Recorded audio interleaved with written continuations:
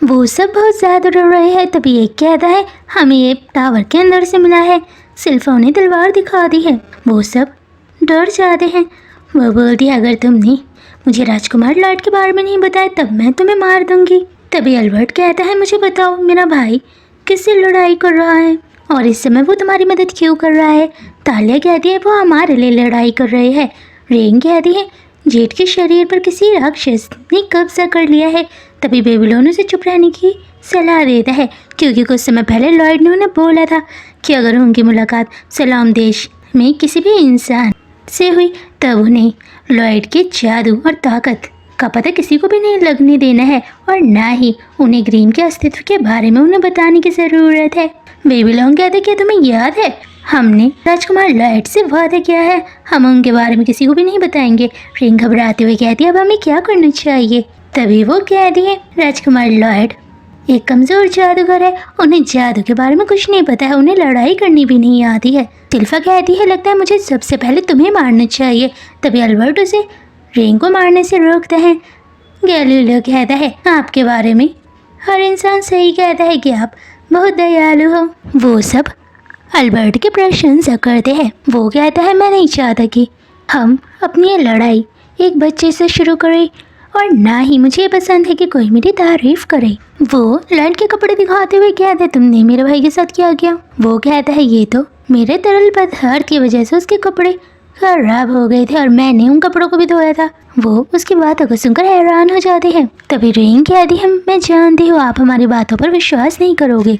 जैसे इस समय आप लॉर्ड की फिक्र कर रहे हो हम भी उसकी फिक्र कर रहे हैं और मैं अपने आप को खुशकिस्मत मानती हूँ कि आपने मेरे परिवार को बचाया है। वो इस समय हथियारों के समूह के बारे में बात कर रही है और जेठ भी मेरे परिवार का एक हिस्सा था जिसके शरीर पर इस समय किसी राक्षस ने कब्जा किया हुआ है और लॉर्ड उसी से लड़ाई कर रहा है। तभी एक राक्षस रिंग को मारने के लिए आता है। तभी लीरो उस पर हमला करती है क्योंकि लीरो अलीजे की बात मानती है। अलीजे कहती है मुझे तुम पर विश्वास है। वो भी उसकी बात को सच मानते हैं और अब उन्हें सबसे पहले राक्षस की सेना से लड़ाई करनी होगी। सिल्वा वहाँ से जाने लगती है। तभी रेन उसे जाने से रोकती है क्योंकि वो नहीं चाहती कि उन्हें लॉर्ड की ताकत के बारे में पता लगे। तभी वो पुल टूट जाता है। वो आसमान की ओर देखते हैं, उन्हें वहाँ कुछ नहीं दिखाई दे रहा होता है। राक्षसों की सेना पानी में तैर रही है।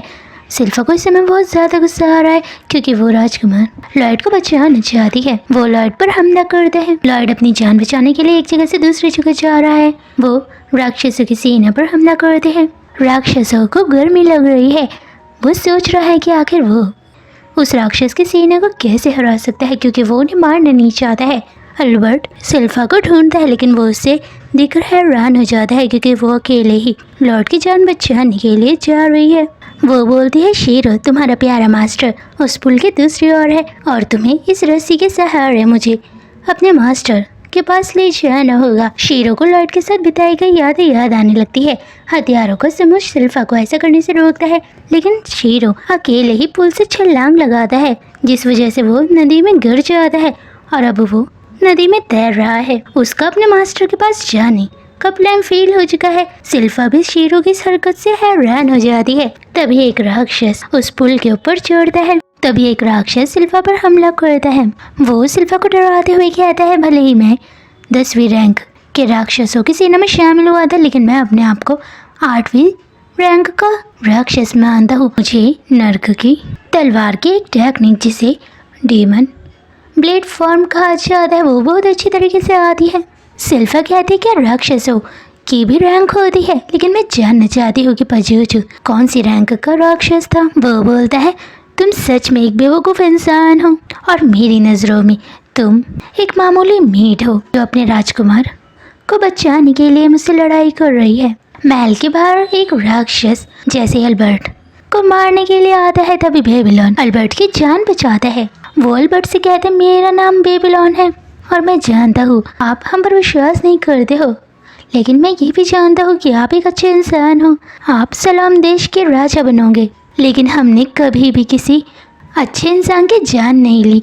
हमने हमेशा बुरे इंसानों को सजा दी है और आपको भी इस समय ऐसा ही करना चाहिए। वो बेबीलोन की बात मांगकर आग वाले जादू का उपयोग करता है जिससे सारे राक्षस अल्बर्ट से अपनी जान की भीख मांगने लगते हैं आखिरकार सारे राक्षस मर चुके हैं। वो अल्बर्ट के जादू को देखकर हैरान हो जाते हैं। अल्बर्ट अपने जादू का उपयोग करके थक चुका है। तभी डियान कहता है, तुमने राक्षसों की सेना को मारकर बहुत अच्छा काम किया है। सिल्फा और उसकी अब भी लड़ाई चल रही है। वो उनकी लड़ाई को देखकर हैरान है। वो बोलता है, पहले मैं ब्लाइटेड इंसानों के शरीर पर कब्जा करना चाहता था, लेकिन अब तुमसे लड़ाई करने के बाद मैं तुम्हारे शरीर पर कब्जा करना चाहता हूँ। सिल्फा ने बचपन से तलवारबाजी का अभ्यास किया है। वो अपने परिवार की तलवारबाजी की टेक्निक से उसे हरा रही है। इस लड़ाई में उन दोनों को चोट भी लग गई है। वो बोलता है, अब मैं इस शहर में सिखाई जाने वाली तलवारबाजी से तुम्हें मारूंगा, लेकिन उससे पहले मैं तुम्हारे शरीर पर कब्जा करूंगा ताकि मैं तुम्हारे परिवार की तलवारबाजी की मदद से लड़ाई कर सकूं। सच कहो तो जिस इंसान के शरीर पर मैंने कब्जा किया है, मैंने उसकी यादों में देखा कि उसने बचपन से तलवार चलाना सीखा है। उसने शादी भी करी और उनके बच्चे भी हुए, लेकिन लड़ाई के बाद मैंने उसके शरीर पर कब्जा कर लिया और अब उसकी सीख ही गई। सभी टेक्निक्स मुझे अच्छे से याद है और ऐसे ही मैं तुम्हारे शरीर पर कब्जा करूंगा। सिल्फा हर दिन तलवारबाजी का अभ्यास करती है। लॉयड और डियान सिल्फा के पास जाते हैं। लॉयड सिल्फा को एक तलवार देता है। उस तलवार में उसने मंत्र लिखे हुए हैं। वो बोलता है, सिल्फा ये तलवार मैंने आपके लिए बनाई है और इस तलवार से आप किसी भी राक्षस को आसानी से मार सकते हो अगर उस राक्षस ने किसी भी इंसान के शरीर पर कब्जा किया हो या फिर उसे अपना गुलाम बनाकर रखा हो। अगर आपने उस इंसान को उस समय मार दिया तब उसके अंदर का राक्षस भी मर जाएगा। डियान भी लॉयड की बात सुनकर हैरान हो गया था। तभी सिल्फा कहती है, आप इतना सब कुछ कैसे जानते हो और आप इस समय क्या छुपा रहे हो। उस समय लॉयड ने सोचा कि शायद वो उसके द्वारा बनाए गए तलवार की फिक्र कर रही है, लेकिन सिल्फा लॉयड को गले लगाती है क्योंकि उसे इस बात की खुशी है कि उसे उसकी फिक्र है।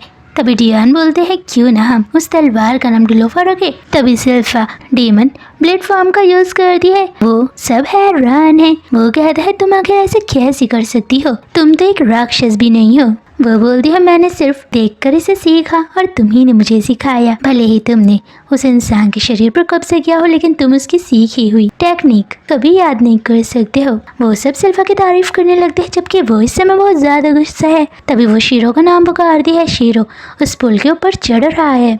वो बोलता है, तुम्हारा शीरो मुझे कभी नहीं हरा पाएगा। वो शीरो के बालों से चीजें निकालती है। उसके पास बहुत सारे खिलौने हैं और उसके पास एक तलवार है जिसे देखकर वो राक्षस बहुत ज्यादा डर चुका है। वो नहीं चाहती कि वो अपनी जिंदगी में अब किसी भी राक्षस से हारे, क्योंकि लॉयड को उसके लिए बुरा लगेगा। गैलीलियो बोलता है, आखिर वो है कौन। वो बोलता है, एक ऐसा राक्षस जो इस दुनिया को तबाह करना चाहता है, इसलिए हमने इसकी शुरुआत लॉर्ड ऑस्टेडेस से की और हम ही ने तुम्हें यहाँ बुलाया है। तभी रिंग गुस्से में बोलते, तुम जानते थे कि जेड लड़ाई से नफरत करता है। वो बिल्कुल भी नहीं चाहता कि इस देश में युद्ध हो।